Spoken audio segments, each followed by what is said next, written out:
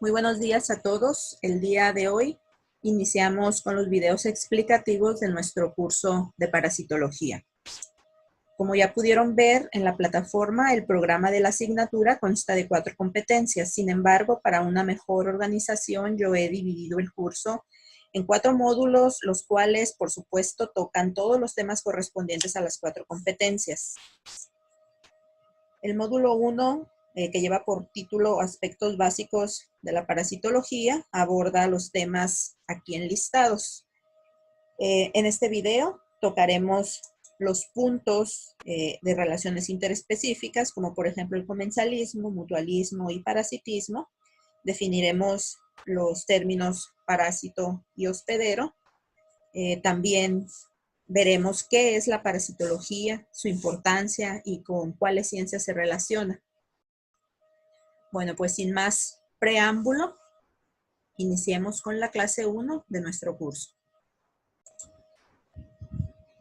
Para iniciar con los aspectos básicos de la parasitología, vamos a hablar de la teoría de la selección natural que, como ustedes recordarán, fue propuesta por Darwin y establece que los organismos o seres vivos más fuertes son los que sobreviven y que los débiles tienden a desaparecer o a la extinción. Cuando digo organismo más fuerte, no me estoy refiriendo al de mayor tamaño o al más robusto. Aquí la fortaleza tiene que ver más bien con la habilidad o la capacidad de adaptación de los seres vivos a su entorno. A su vez, la adaptación tiene que ver con 2 cuestiones fundamentales. Uno, tiene que ver con sobrevivir en la naturaleza en convivencia con otros individuos de la misma o de diferente especie.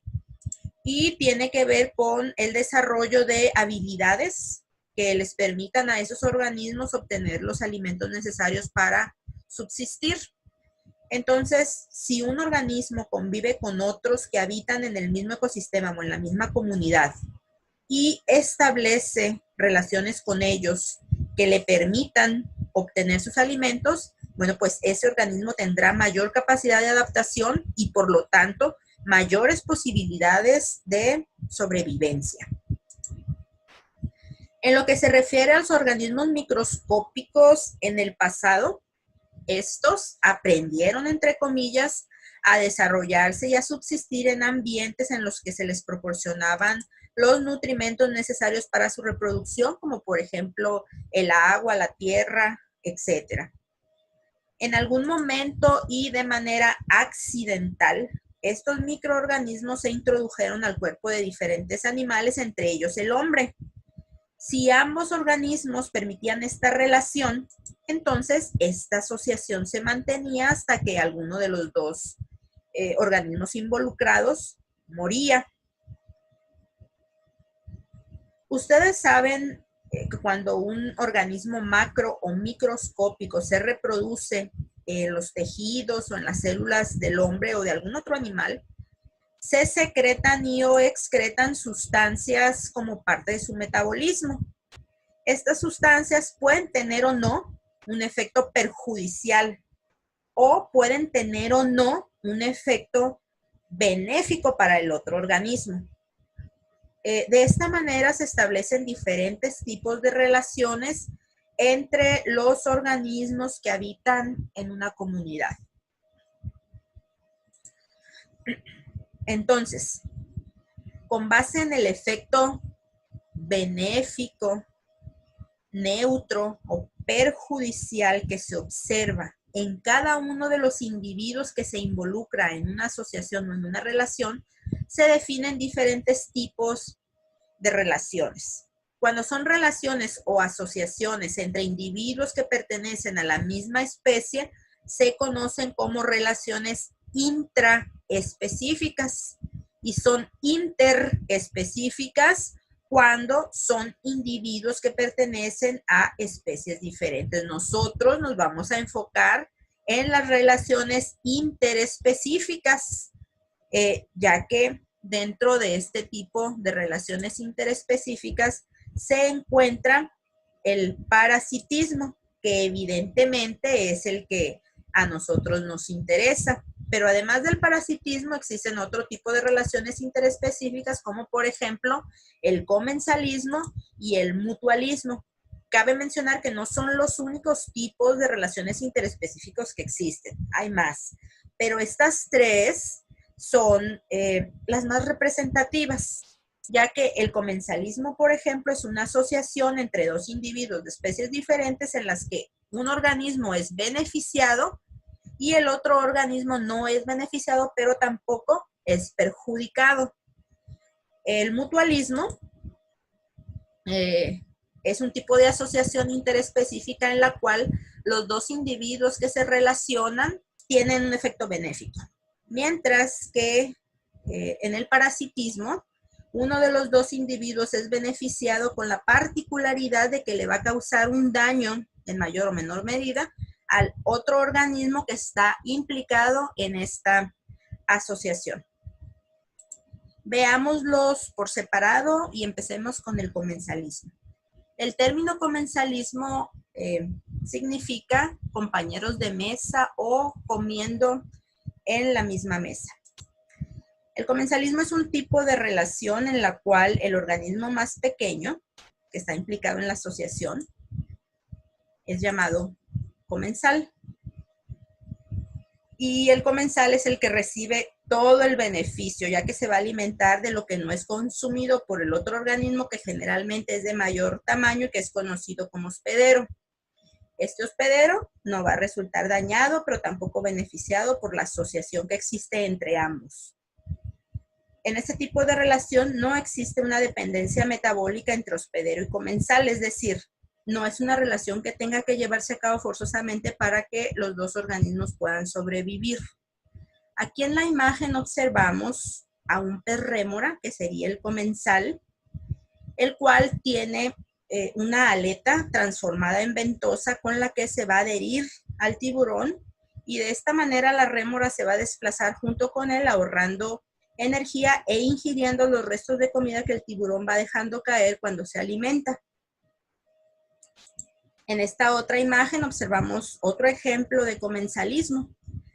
Los buitres y otros animales carroñeros como las hienas a menudo cohabitan con depredadores de gran tamaño como los felinos africanos y se alimentan de los sobrantes de las cacerías de dichos felinos. Además de esos dos ejemplos, hay un ejemplo de parásito comensal en el cual se encuentra involucrado el hombre. Ese parásito comensal es Entamoeba coli, que habita en el aparato digestivo humano y se alimenta de productos de desecho sin causar daño, esto en condiciones normales. Este parásito, Entamoeba coli, tiene importancia por dos razones principales. Primero, como les acabo de mencionar, Entamoeba coli a una persona sana no le va a causar ningún tipo de daño, ningún tipo de malestar. Pero si el sistema inmunológico de esa persona parasitada se debilita por alguna razón, ya sea mala alimentación, alguna enfermedad o que esté ingiriendo inmunosupresores, Entamoeba coli sí le va a causar daño. Es un parásito oportunista. Y la segunda razón por la que Entamoeba coli es importante clínicamente hablando es porque a menudo se confunde durante el examen microscópico de heces con la especie que sí es patógena, Entamoeba histolítica, pero esto lo vamos a tocar a más detalle conforme vayamos avanzando en el curso. El mutualismo. Recordemos que el mutualismo es la asociación que existe entre dos organismos en los cuales se van a beneficiar mutuamente, de ahí el nombre de mutualismo. A los organismos implicados en esta asociación se les conoce como mutualistas o como consortes. En este tipo de asociación, al igual que en el comensalismo, los organismos no dependen uno del otro para poder sobrevivir. Cada uno puede existir perfectamente bien sin la presencia del otro. Hay otro tipo de relación interespecífica que es la simbiosis, que solo se las mencionaré porque se parece mucho al mutualismo, en el sentido de que ambos individuos son beneficiados, pero en la simbiosis, a diferencia del mutualismo, sí existe una dependencia metabólica. Y ahí forzosamente tienen que existir los dos individuos para poder que sobrevivan. Si no existe uno o el otro, pues van a morir. Esto no se observa, esta dependencia no se observa en el mutualismo. Vamos a ver ahora ejemplos de mutualismo. Un ejemplo de mutualismo lo representan el pez payaso y las anémonas. Los peces payasos son capaces de vivir rodeados de los urticantes tentáculos de las anémonas y los utilizan como un mecanismo de defensa ante los depredadores, pero también utilizan a la anémona como una fuente de alimento. Los peces payaso, por su colorido, atraen peces más grandes que intentan devorar al pez payaso, pero al entrar en contacto estos peces con la anémona, pues quedan paralizados y son devorados por ella. El pez payaso aprovecha los restos y se alimenta, pero además limpia la anémona, dejándola en un estado normal, lo que le va a ayudar a tener una mejor oxigenación a los tentáculos de esta anémona. Aquí pues hay que resaltar que los peces payaso no necesitan de las anémonas para poder sobrevivir, pero tampoco las anémonas morirían sin la ayuda de los peces payasos. Sin embargo, esta es una colaboración que representa una manera más sencilla de sobrevivir para ambos organismos. Otro tipo de mutualismo es la asociación del cocodrilo con un pequeño pájaro llamado pluvial o chorlito. Este pájaro, yo no sé si es un pajarito muy valiente o muy poco precavido, que se sitúa en las fauces del cocodrilo y picotea entre sus dientes la comida y los restos que le quedan. De esta manera el cocodrilo se ahorra problemas e infecciones en sus dientes y el pluvial o chorlito obtiene la comida que necesita para subsistir. Pues ahora ya van a entender por qué a veces decimos que alguien tiene cabeza de chorlito, ¿no? Es gracias a este pajarillo. Otro ejemplo de mutualismo que no es mostrado es el caso de los insectos polinizadores como las abejas y las flores. Las abejas se alimentan del néctar de las flores, mientras que las flores reciben el beneficio pues, de la polinización, ¿no? Ese sería otro ejemplo de mutualismo. Vamos con el parasitismo. En el parasitismo, uno de los individuos, que es el parásito, vive a expensas del otro individuo que se conoce como hospedero u hospedador. En el peor de los casos, lo pueden encontrar en la literatura como huésped, pero este término ya no se utiliza, ¿no? Así es que hay que borrarlo de nuestra mente. Nosotros vamos a utilizar más el término hospedero, aunque hospedador también es correcto. El hospedador resulta afectado o perjudicado por el parásito, pero por lo general el parásito no le produce la muerte al hospedero, por lo menos a corto plazo, y de hecho estos son los mejores parásitos, los que no le causan la muerte al hospedero. ¿Por qué? Porque van a tener morada y van a tener nutrimentos mientras el hospedero esté vivo. Si el hospedero muere, pues ellos también lo harán, ¿no? Los parásitos pueden ser temporales, como en el caso de las pulgas, que solo parasitan al hospedero para alimentarse, o bien pueden ser permanentes, como es el caso de la mayoría de los parásitos que afectan al hombre. Un ejemplo son las tenias. Los parásitos pueden localizarse en el exterior del hospedero, donde se alimentan de su sangre o de la savia, como por ejemplo las garrapatas o los piojos, o bien pueden localizarse en el medio interno del hospedero y evolucionar junto con él. Aquí tenemos los 3 tipos de relaciones interespecíficas que vimos con los efectos en cada uno de los individuos implicados en la asociación. Tenemos al comensalismo, tenemos al mutualismo y al parasitismo, que como les dije hace un momento es en el que nos vamos a enfocar por razones obvias. Les repito nuevamente que los individuos involucrados en el parasitismo son el hospedador, que es el que alberga y le proporciona los nutrimentos al otro organismo, que es el parásito, el cual se va a definir como un ser vivo que temporal o permanentemente vive a expensas del hospedero, al cual le puede causar un grado diferente de daño El parásito además presenta una dependencia metabólica estricta con el hospedero y está en contacto íntimo con él. Aquí vemos nuevamente la definición. En la parte de arriba observamos parásitos que viven en el interior del hospedero, mientras que en la línea de abajo vemos a los parásitos que se localizan en el exterior de los hospederos. Para que una asociación de parasitismo, es decir, para que una relación parásito-hospedador sea estable, se debe permitir que después del contacto del parásito con el hospedero, ambos coexistan en el mismo ambiente. Una vez que la coexistencia está presente, el parásito debe de ser capaz de eludir todas las respuestas de defensa del hospedero para poder instalarse en él y que el hospedero pueda proporcionarle pues todas las condiciones adecuadas para su desarrollo. El efecto o la acción que tiene el parásito sobre el hospedero es a veces tan mínima que es difícil precisar si se trata de una relación de comensalismo o de parasitismo. En algunas otras ocasiones los parásitos alteran tanto la vida del hospedero que en determinadas condiciones pueden conducirle a la muerte.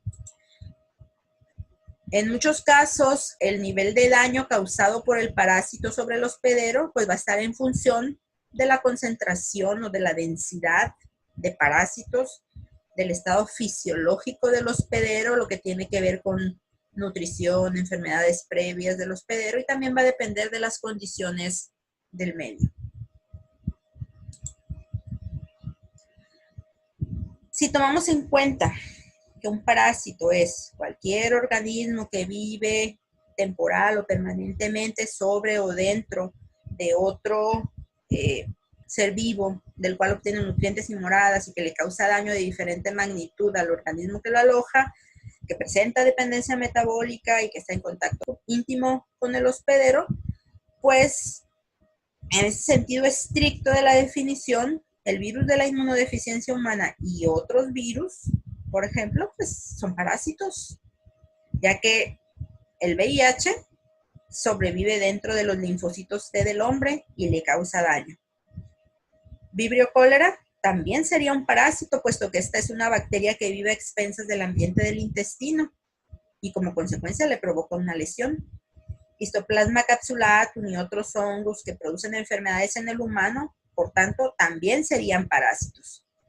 Sin embargo, para facilitar su estudio, los virus y las enfermedades virales son motivo de estudio de la virología.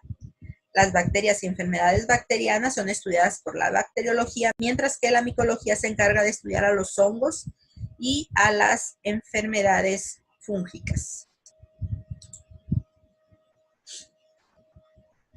Mientras tanto, la parasitología es la parte de la biología cuyo objeto de estudio es el parasitismo provocado por protozoarios, helmintos y artrópodos.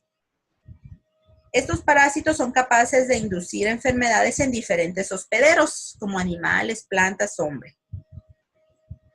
Cuando causan enfermedad en un animal, el campo de estudio de la parasitología se extiende a la parasitología animal o a la parasitología vegetal si se trata de enfermedades en plantas.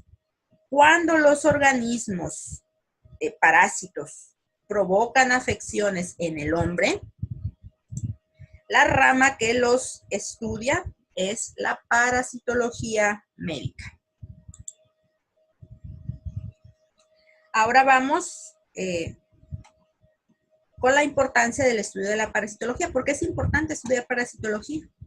Bueno, pues la importancia del estudio de esta ciencia radica en el hecho de que existe una gran cantidad de parasitosis que tienen gran impacto social, epidemiológico y económico. Muchas parasitosis son un grave problema de salud pública a nivel mundial. Por ejemplo, el parásito Ascaris lumbricoides afecta alrededor de 1.000 millones de personas en el mundo. O sea, un sexto de la población mundial está afectado por este parásito y sobre todo la población infantil. Además, este tipo de enfermedades parasitarias se presenta sobre todo en países en desarrollo, ya que la transmisión de los parásitos está muy relacionada con condiciones sanitarias y de higiene deficientes. ¿Qué papel van a desempeñar ustedes como QFB en este campo de la parasitología? Pues uno súper importante, ya que el laboratorio de análisis clínicos tiene que ver con el diagnóstico de las parasitosis mediante la identificación del parásito con base en la morfología de ese organismo. Además, ustedes como QFBs deben desempeñar un papel orientando a la población en cuanto a los modos en los que se transmiten y se adquieren las diferentes parasitosis y orientándolos sobre los síntomas de alerta que deben de identificarse. ¿Con cuáles ciencias se relaciona la parasitología?